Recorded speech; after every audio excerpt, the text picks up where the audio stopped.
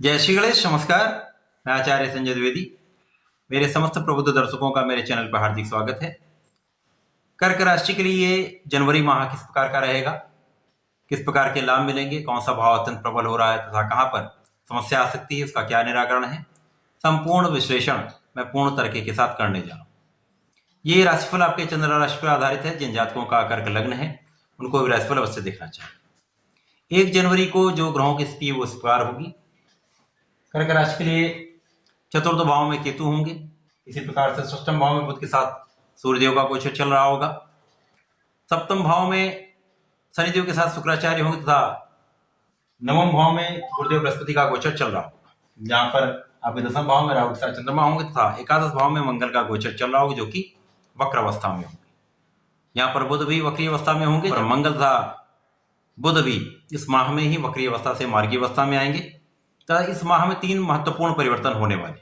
यहाँ पर 15 जनवरी को सूर्यदेव अपनी राशि का परिवर्तन करेंगे, षष्ठम भाव से निकलकर सप्तम भाव में प्रवेश करेंगे, जहां पर शनिदेव शुक्र तथा सूर्यदेव की युति होगी। यहाँ पर त्रिग्रही योग सप्तम भाव में बनेगा। यहाँ पर मकर संक्रांति भी होगी। इसी प्रकार से 17 जनवरी को सबसे महत्वपूर्ण परिवर्तन जो हो रहा है वो शनिदेव का हो रहा है, क्योंकि शनिदेव आपके सप्तम भाव से निकलकर आपके अष्टम भाव में प्रवेश करेंगे। अपनी मूल त्रिकोण कुंभ राशि में जब पहुंचेंगे तो यहाँ पर आपके लिए 2.5 वर्ष के लिए ढैया काल का समय आरंभ हो जाएगा। 22 जनवरी को शुक्राचार्य का भी राशि परिवर्तन आपके सप्तम भाव से आपके अष्टम भाव में हो जाएगा, जहां पर शनिदेव तथा शुक्राचार्य होंगे। तो ये समस्त स्थितियां हैं।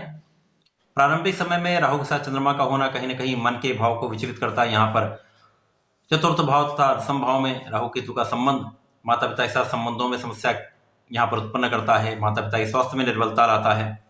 साथ ही साथ यहाँ पर मन में द्वंद्व की समस्या आती है, मानसिक द्वंद्व होता है, तनाव कुछ बढ़ सकता है। परंतु चंद्रमा का परिवर्तन 2.5 दिन में ही परिवर्तित हो जाता है, तो यहाँ पर कोई बड़ी समस्या नहीं है, क्योंकि यहाँ पर आपके लिए सर्वदा सर्वश्रेष्ठ जो कारक हैं गुरुदेव बृहस्पति, वो आपके नवम भाव में अपनी ही राशि में बहुत प्रबल अवस्था में है। त्रिकोण भाव में होकर आपको बहुत लाभ भी दे रहे हैं। आपके लिए प्रबल स्थिति भी उन्होंने बना रखी, जिसके कारण समस्याएं कम से कम होंगी।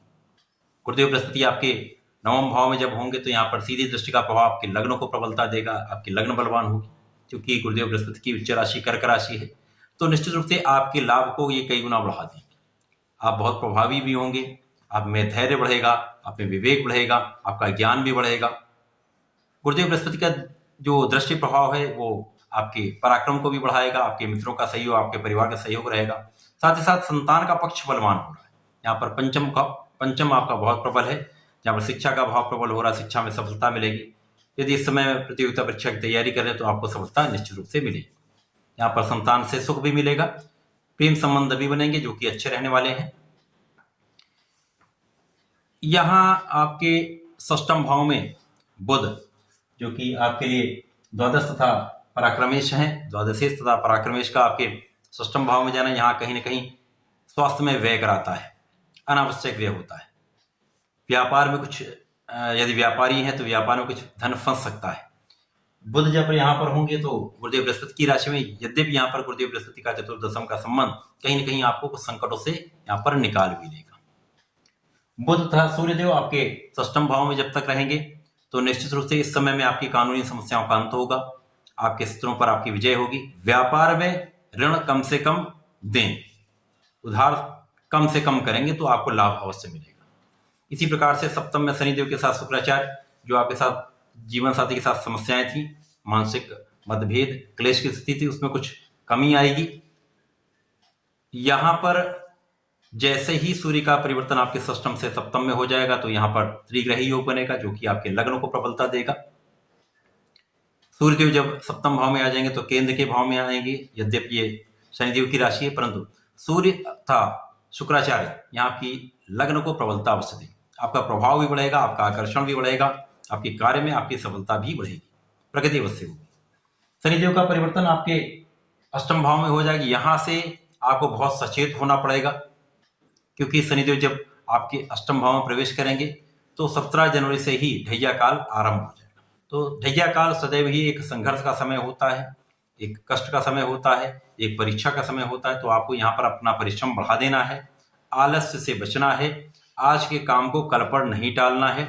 साथ ही साथ यहाँ पर शनिदेव जब आएंगे तो आपके आध्यात्म में वृद्धि हो जाएगी, आपके विशिष्ट ज्ञान में वृद्धि होगी, आपके पूजा पाठ में आपका मन लगेगा।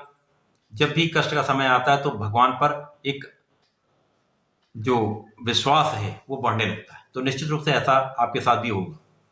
शनिदेव जब अष्टम में होंगे तो इनकी प्रथम दृष्टि का प्रभाव आपके दशम पर होगा, जहां पर आपके कार्यों में कुछ अवरोध अवश्य होगा, अप डाउन्स निश्चित रूप से चलेंगे, हर्डल्स आएंगे। परंतु यहाँ पर गुरुदेव अच्छी स्थिति में है तो आप समस्याओं से निकलते भी जाए। यहाँ पर आपके उच्चाधिकारियों को सहयोग आपको प्राप्त नहीं हो पाएगा, आपके सहयोगियों का सहयोग भी आपके साथ नहीं होगा। तो यहाँ पर बहुत विवेक के साथ आपको निर्णय लेना होगा, यहाँ बहुत धैर्य के साथ आपको कार्य करना होगा। इसी के साथ जैसे ही शुक्राचार्य आपके अष्टम में प्रवेश कर जाएंगे तो कहीं ना कहीं जो शुक्राचार्य तथा शनिदेव को अष्टम का कार्यकत्व भी प्राप्त है, तो यहाँ पर अचानक आपको धन की प्राप्ति अवश्य होती रहेगी, यद्यपि यहाँ पर धन का अपव्यय भी होता रहेगा। शनिदेव की दृष्टि का प्रभाव आपके पंचम भाव पर भी है, जहाँ पर गुरुदेव की दृष्टि का भी प्रभाव है। तो आपका पंचम भाव अवश्य प्रबल रहने वाला है, यहाँ पर आपको ध्यान देना होगा तो आप सफलता अवश्य प्राप्त करेंगे। अब संतान पर आप कुछ ध्यान दें तो संतान का पक्ष भी बलवान रहे। शनिदेव का प्रभाव जब आपके दशम पर होगा तो यहाँ पर राहु का गोचर पहले से ही चल रहा है, जहां पर राहु के साथ जब दृष्टि प्रभाव बनेगा तो आपके कार्य में अचानक विच्छेद की स्थिति भी उत्पन्न हो सकती है। जब तक राहु का गोचर होगा तो बीच में समस्याएं आएंगी, तो आपको यहाँ पर बहुत संयम रखना होगा। इस जनवरी माह में कुछ संघर्ष आरंभ हो जाएगा, तो आपको नियमित रूप से संकट मोचन की शरण में रहना चाहिए। इस पूरे ढैया काल में यदि नित्य हनुमान चालीसा का पाठ करते हैं, बजरंगबली की शरण में रहते हैं, मंगल शनिवार को हनुमान अष्टक का पाठ करके बजरंग बाण का यदि पाठ कर लेते हैं तो निश्चित रूप से आपकी समस्याओं का भी अंत होगा, आप लाभ भी प्राप्त करेंगे, कष्टों से भी बचे रहेंगे। तो ऐसा करें, इसका लाभ लें। धन्यवाद, नमस्कार।